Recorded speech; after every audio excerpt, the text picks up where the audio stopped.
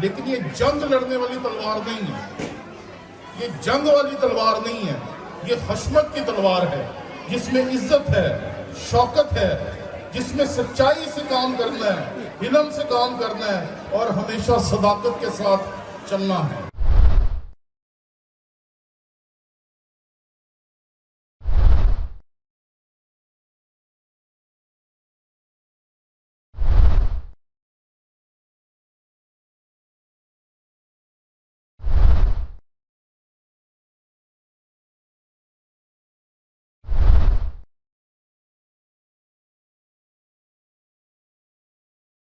خاندانوں میں ایک جنگ ہے جو لگاتار دکھائی دیتی ہے کہ گھر کا سربراہ کون ہے، گھر کا رہنما کون ہے، گھر کا لیڈر کون ہے، اور اس جنگ میں ہم نے ہزاروں خاندانوں کو تباہ ہوتے ہوئے دیکھا ہے۔ میں جب اپنی زندگی میں گھرانوں کا مطالعہ کرتا ہوں تو مجھے یہ نظر آتا ہے کہ خدا نے مرد اور عورت کو جب پیدا کیا تو اس نے ان دونوں کو رہنما بنا کر بھیجا۔ اگر آپ غور کریں تو بیٹا جو اپنی ماں کو بہت زیادہ پیار کرتا ہے، عام زندگی میں یہ ہم سب کا مشاہدہ ہے، اور بیٹی جو اپنے باپ کو بہت پیار کرتی ہے، لیکن پیروی بیٹی اپنی ماں کی اور بیٹا اپنے باپ کی کرتا ہے۔ یہ عجیب بات ہے کہ ہم جس جنگ میں ہیں وہ جنگ سرے سے ہے ہی نہیں۔ خدا نے مرد اور عورت کو اس لیے پیدا کیا تاکہ وہ اپنے خاندان کے رہنما ہو سکے، ان کو لے کر چل سکے، انہیں کامیابی سے ان کی زندگی کی منزلوں تک پہنچا سکے، تاکہ وہ ایک مرد اور عورت سے ایک کامیاب خاندان اور گھرانہ بن سکے۔ زبور 45 جس کی تلاوت خداوند کے کلام میں سے آپ کے سامنے کہی گئی، یہاں پر خداوند کے کلام میں لکھا ہے، میرے دل میں ایک نفیس مضمون جوش مار رہا ہے، میں وہی مضامین سناؤں گا جو میں نے بادشاہ کے حق میں قلم بند کی ہیں۔ میری زبان ماہر کاتب کا قلم ہے، تو بنی آدم میں سب سے حسین ہے، تیرے ہونٹوں میں لطافت بھری ہے، اس لیے خدا نے تجھے ہمیشہ کے لیے مبارک کیا۔ خدا نے ہمیشہ کے لیے جو گھر کا سربراہ ہے، جو مرد ہے، اس کے لیے یہ الفاظ خداوند کے کلام میں کہے گئے کہ تو ہمیشہ کے لیے مبارک کیا ہے، یعنی کہ خاندان کا جو سربراہ ہے، جو خاندان کو لے کر چلتا ہے، اسے خدا پہلے کہتا ہے کہ تیری ذات میں خوبیاں کیا چاہیے۔ پہلی چیز جس کی بہت آج کے دور میں کمی ہے، تیرے ہونٹوں میں لطافت بھری ہے، یعنی کہ تو جب بھی بات کرتا ہے خوبصورت بات کرتا ہے، میٹھی بات کرتا ہے، دلکش بات کرتا ہے، اور ایسی بات کرتا ہے جس کی طرف لوگ توجہ کرتے ہیں۔ لیکن آج جب ہم اپنے خاندانوں اور گھرانوں میں دیکھتے ہیں تو اکثر ہمیں جلی کٹی سننے کو ملتی ہیں،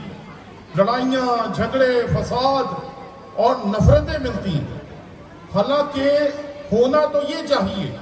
کہ زبان میں لطافت ہو، خوبصورتی ہو، جب بات کی جائے تو بات دوسرے کے لیے بہتری کی، ترقی کی اور خوبصورتی کی ہو۔ لیکن ہمارے خاندانوں کا تجربہ اس سے بالکل فرق ہے۔ مرد کی زبان میں لطافت نہ ہونے کے برابر ہے، اور عورتیں بھی پھر ویسے ہی ریئیکٹ کرتی ہیں۔ اس لیے خاندان آج بہت زیادہ ایسے جو تباہی کے دہانے پہ کھڑے ہوئے ہیں۔ اگلی آیت میں یہاں لکھا ہے، اس لیے خدا نے تجھے ہمیشہ کے لیے مبارک کیا۔ باپ جب تک خاندان پہ قائم رہتا ہے وہ خاندان کے لیے مبارک ہوتا ہے، وہ خاندان کی ترقی کو، خاندان کو آگے بڑھانے کو، خاندان کو لے کے چلنے کو ترجیح دیتا ہے۔ آج میں جب اپنے پیارے بھائی پادری نسیم جون صاحب کو دیکھ رہا تھا تو بڑے خوش لگ رہے تھے، اور میں ان کی خوشی کو انجوائے کر رہا تھا کہ کیسے انہوں نے محنت کر کر کے یہاں تک پہنچ کے اپنے بچوں کو کامیاب کیا۔ اور میں یہ سمجھتا ہوں کہ یہ ہر باپ کی ذمہ داری ہے کہ وہ اپنے بچوں کے لیے ہمیشہ مبارک ہو۔ اور اگلی آیت خداوند کی کلام میں سے آپ کے سامنے پڑھوں گا، اے زبردست تو اپنی تلوار کو جو تیری حشمت اور شوکت ہے اپنی کمر سے حمائل کر، اور سچائی اور حلم اور صداقت کی خاطر اپنی شان و شوکت میں اقبال مندی سے سوار ہو، اور تیرا دانا ہاتھ تجھے محیب کام دکھائے گا۔ بات دولہے کی ہو رہی ہے، اور دولہے کو کہا جا رہا ہے کہ اپنی تلوار اٹھا لے۔ آج سے پہلے یہ دونوں بچے جو تھے یہ لڑکا لڑکی تھے، لیکن آج مقدس نکاح کے وسیلے سے یہ خاندان بنیں گے، اور یہ دو خاندانوں کو جوڑنے کا وسیلہ بنیں گے، اور آج کے بعد یہ ایک گھرانے کے سربراہ ہوں گے، اور سربراہ کا کام ہوتا ہے کہ اپنے گھرانے کو سنبھالے،